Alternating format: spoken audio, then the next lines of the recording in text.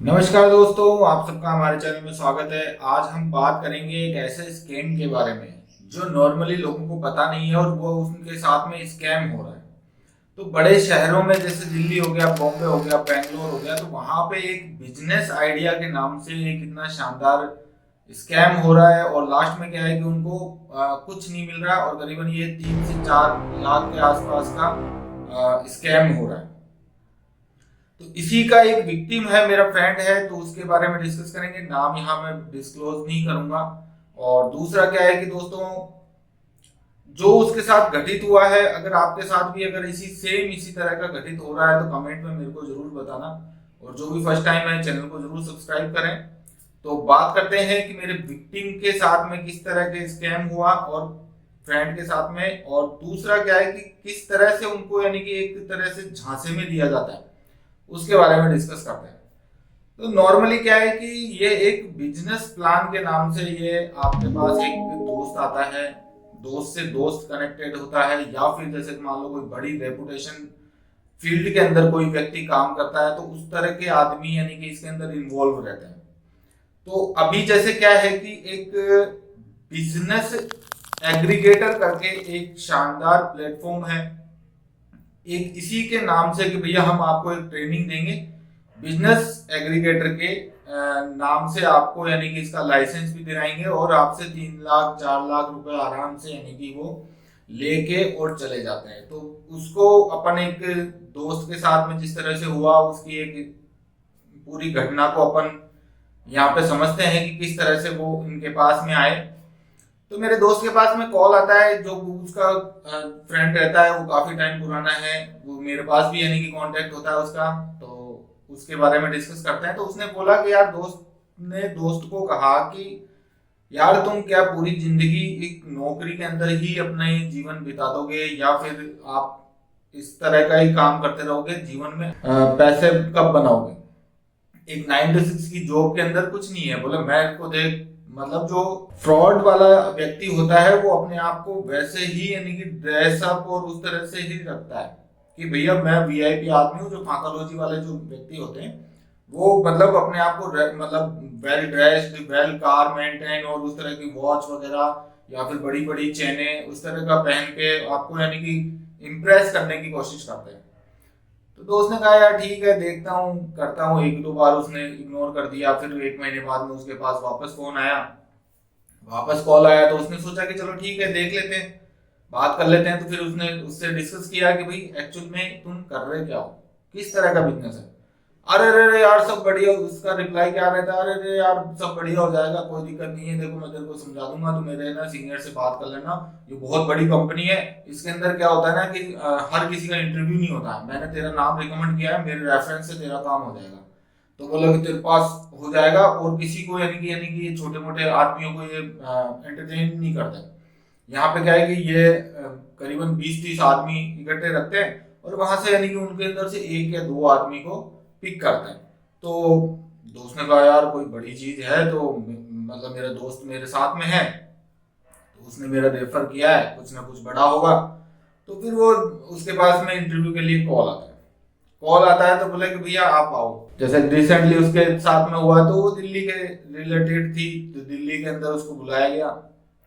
वहां गया, वो बाकायदा 2 जने बढ़िया बढ़िया ड्रेसअप वाले व्यक्तियों ने उसका इंटरव्यू लिया, इंग्लिश के अंदर पूरी बाकायदा well maintain, decorum, uniform maintain, बड़ी बड़ी एक गोल्ड की चेन पहन रखी थी, एक करीबन 1.5 से 2 लाख की वॉच पहन रखी थी, गोगल लगा रखे थे शानदार पैसे वाले, और बढ़िया कोट वगैरह डाल के, और उस तरह से उसका इंटरव्यू लिया। एक ने लिया, ठीक है, नॉर्मल पूछा करा, चला गया वो इंटरव्यू दे के, कोई दिक्कत नहीं है। फिर दूसरे वाला जब इंटरव्यू आया तो बोला कि ये तुम्हारे उसके भी सीनियर है, वो इंटरव्यू लेंगे। उसने भी यानी कि इंग्लिश के अंदर फाड़ के बढ़िया इंग्लिश के अंदर इंटरव्यू लिया।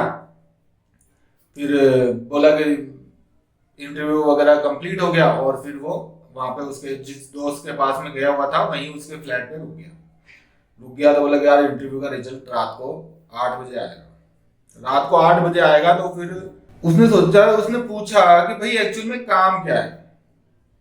तो बोला बोला यार काम कुछ नहीं है, बस यहाँ पे क्या है कि हम हमारे पास में करीबन 12 से 15 कंपनियां हैं जो यानी कि, और वो अब्रॉड में भी यानी कि हमने कंपनियों को कांटेक्ट कर रखा है। हम क्या है कि उनके बिजनेस ग्रोथ करने के लिए मतलब उनको आइडियाज देते हैं और वो हमें उसका फीस देती है। तो हमारे यानी कि 12 से 15 वेल रेपुटेटेड कंपनियां हैं, उनका यानी कि हमारे साथ में कॉन्ट्रैक्ट हो रखा है और हम उन्हीं को यानी कि एक सर्विस देते हैं और उनका बिजनेस ग्रोथ करने में आइडिया देते हैं। और वो मेरा दोस्त था, वो मतलब अगर उसकी देखें तो करीबन 30 साल की उसकी उम्र थी।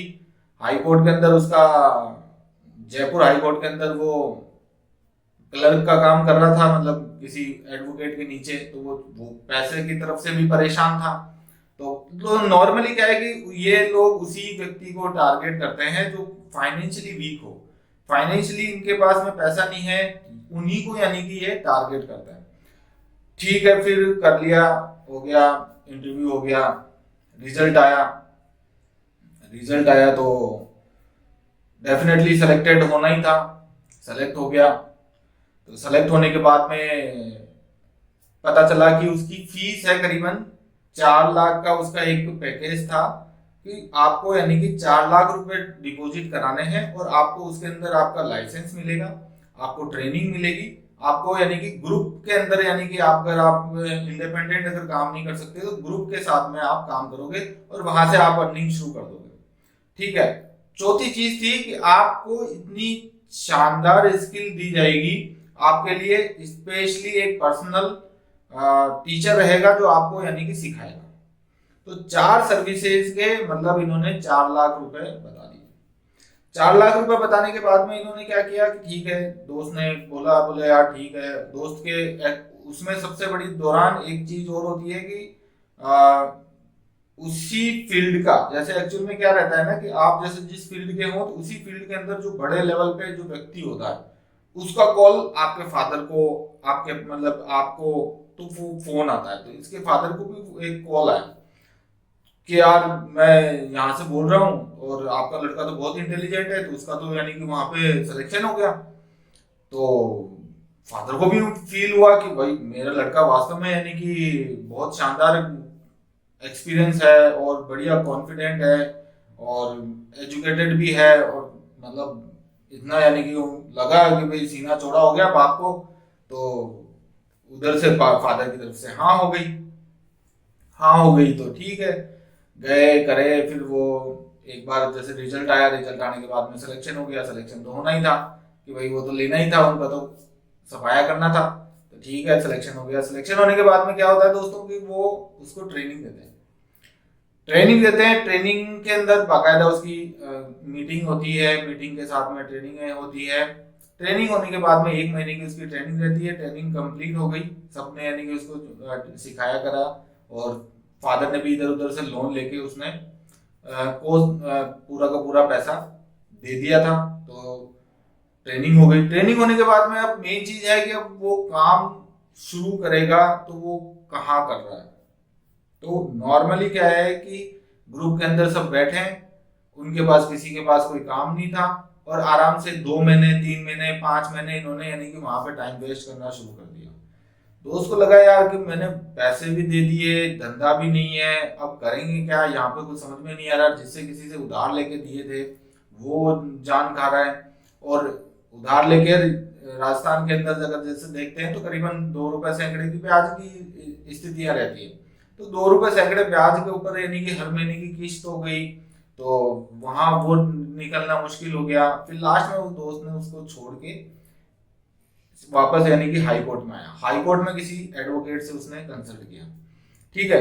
और उन्होंने क्या किया कि जो 4 लाख के जो भी यानी कि जो पैसे लिए थे, उन्होंने उसके नाम के, जैसे 4 चीजें मैंने बताई ना आपको स्टार्टिंग में, तो चारों चीजों के इन्होंने क्या किया, ट्रेनिंग के इस तरह से करके बिल दे दिए भैया को बिल दे दिए कि ये लो भैया, हमने आपको ये चीजें सिखाई है और आपको यानी कि अब आप इससे आगे जिंदगी में कुछ ना कुछ कर लोगे। तो मतलब फिर दोस्त ने उसके ऊपर करा, हाई कोर्ट के अंदर गया। हाई कोर्ट के अंदर बाकायदा उसका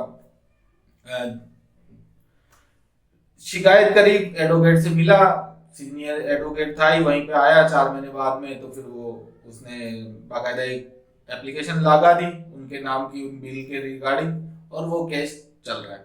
तो कहने का मतलब है दोस्तों, जो बिजनेस एग्रीगेटर के नाम से मार्केट के अंदर फ्रॉड किए जा रहे हैं, तो उनके रिगार्डिंग रिक्वेस्ट यही है कि उसके अंदर आंख बंद करके विश्वास न करें, अपना पैसा इस तरह से न खराब करें कि आप आंख बंद करके अपना पैसा कहीं लगा रहे हैं और धोखे खा रहे हैं।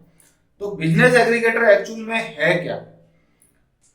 बिजनेस एग्रीगेटर का मतलब हो गया कि जैसे ओयो है, ओयो ने क्या किया कि ओयो का खुद का माइंड है, उसका खुद का जो ओनर है उनकी यानी कि खुद की आपकी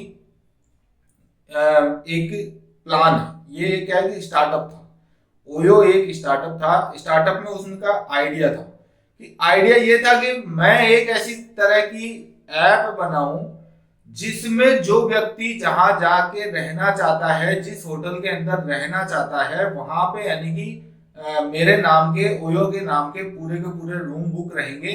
और साथ में क्या है कि मैं जब भी चाहूं, मेरे कोई भी व्यक्ति जिस एरिया में जाके आपके यानी कि अगर रहना चाहता है तो वो चीज यानी कि रह सकता है। तो ये हुआ एक बिजनेस जो एग्रीगेटर का काम है। तो इनको सबको, सारी होटलों को लाना करना, उनसे यानी कि उनकी सेल प्रमोशन करना, सेल्स को बढ़ाना, इस तरह के काम एक एग्रीगेटर का है। जैसे स्टार्टअप में क्या है कि बड़ी बड़ी कंपनियां इन लोगों को हायर करती है, नो इशू, मैं ये नहीं कह रहा कि भैया आप ये बिल्कुल ही यानी कि खराब है, लेकिन आपके कॉन्टेक्ट्स अच्छे होने चाहिए। अगर अब आप ऐसी जगह बैठे हो जहां पे आपके बिजनेस रिलेटेड कोई व्यक्ति टच में ही नहीं है, तो उस क्वालिफिकेशन का आपके जीवन में कोई फायदा नहीं रहेगा। कहने का मतलब यही है कि आप उस तरह की भले यानी कि उन्होंने उनको बिल जमा दिए, वो पैसा शायद देंगे नहीं देंगे वो अलग बात है, लेकिन आपने कुछ सीखा है उनसे, पर्सनालिटी डेवलपमेंट लिया है, सीखा है। लेकिन ये चीजें क्या है कि जैसे एक एग्जांपल आपके सामने क्या हो गया, ओयो का हो गया, दूसरा स्विगी जोमेटो हो गया, तीसरा ओला उबर हो गया। तो इन्होंने क्या किया कि जो मीडिएटर का जो काम किया है, मीडिएटर का काम ओनर ने कंपनी के नाम की ऐप बनाई है। तो ऐप से अगलों को धंधा भी मिल गया। जैसे ओयो वालों की अगर बात करते हैं, तो ओयो में क्या हुआ कि भैया रूम खाली पड़े रहते हैं, 5 रूम मेरे नाम के बुक रखना, ठीक है, मेरी ये रेट रहेगी। कस्टमर को कभी भी रूम चाहिए, क्योंकि अब रेट क्या है कि ओयो ने थोड़ी जो होटल की जो रेट होती है उससे यानी कि करीबन 50% से भी ज्यादा तोड़ के उस अपनी ऐप में डाल रखी है। फिर क्या है कि ऐप में डाल रखी है, अगर आप डायरेक्ट चेक इन होते हो उस होटल में तो आपको क्या मिलेगा, रेट ज्यादा मिलेगी। अब ओयो के थ्रू अगर आप जा रहे हो तो वहां पे 50% डिस्काउंट मिल रहा है, तो आप क्या करोगे, भैया मेरे को तो 50% डिस्काउंट है।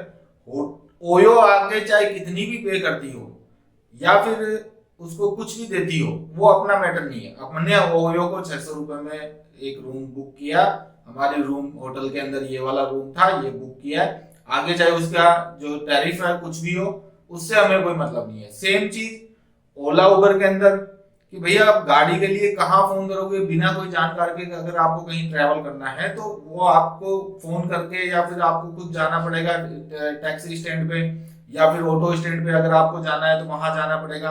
अब बाइक जैसे हो या बाइक हो गई, बाइक यानी कि ओला बाइक हो गई, तो बाइक कहाँ पहले नहीं थी, बाइक वाले भी यानी कि आपको सर्विस दे रहे हैं। तो इसमें क्या किया कि एक एग्रीगेटर का काम क्या हो गया कि भैया लोगों को जोड़ भी दिया, अगले भी कमा रहे हैं और आपको सुविधा भी मिल रही है। सेम स्विगी जोमेटो, छोटे छोटे आसपास के जितने भी रेस्टोरेंट्स हैं उनकी सेल इंक्रीज हो गई, उन्होंने यानी कि अपनी सेल इंक्रीज करनी शुरू कर दी, उनकी तो सेल इंक्रीज हो रही है और आपको सर्विस घर बैठे मिल रही है।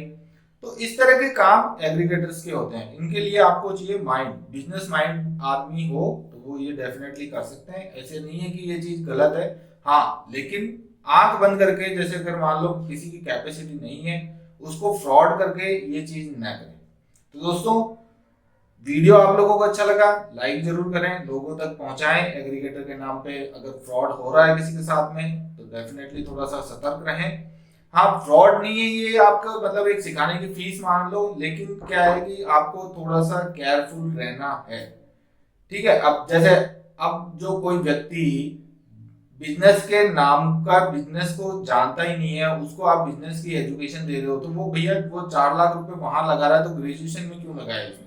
ग्रेजुएशन लगाया उसने, कोई पोस्ट ग्रेजुएशन कोर्स किया, तो उसकी जगह वो बिजनेस वाली चीजें करता, तो वो पैसा आईटी का कुछ कर लेता, तो वो चीजें पैसा थोड़ा सा उसका केयरफुली ध्यान रखें, क्योंकि फिर वो उसका रिटर्न आना जरूरी होता है वास्तव में आपके, यानी कि अगर फाइनेंशियली आप स्ट्रोंग हैं तो फिर ये चीजें सीखो और आइडियाज आते हैं। आइडियाज क्या है कि खुद का आइडिया है भाई, अगर आज ओयो वाले मालिक का देख लो, या उबर ओला उबर का मालिक का देख लो, स्विगी जोमेटो का देख लो, वो आपके पास आके आइडिया देंगे और आपको कहेंगे कि भैया मेरे को प्रमोट करो। ये चीज थोड़ी होगी यहाँ पे, ये नहीं होती। मेरे पास अगर जो आइडिया है स्टॉक मार्केट का, तो वो मैं मेरे पास रखता हूँ, मैं आपको नहीं देता, देता हूँ एक फ्री वाली जैसे ट्रेड डालता हूँ, तो वो डाल रहा हूँ, तो लेकिन उसके अंदर पीछे क्या चल रहा है, तो वो क्या है कि अगर कोई भी व्यक्ति हो जिसका जो आइडिया है वो किसी को शेयर नहीं करता। हाँ, आपके पास भी अगर कोई आइडिया है उसके ऊपर वर्क करें, और वर्क करने के बाद में इंप्लीमेंट करने की कोशिश करें, धीरे धीरे धीरे धीरे बढ़िया आपके पास इंक्रीमेंट होना शुरू हो जाएंगे। तो इसी तरह के वीडियो के लिए लाइक जरूर करें और फ्रॉड से बचें। Thank you.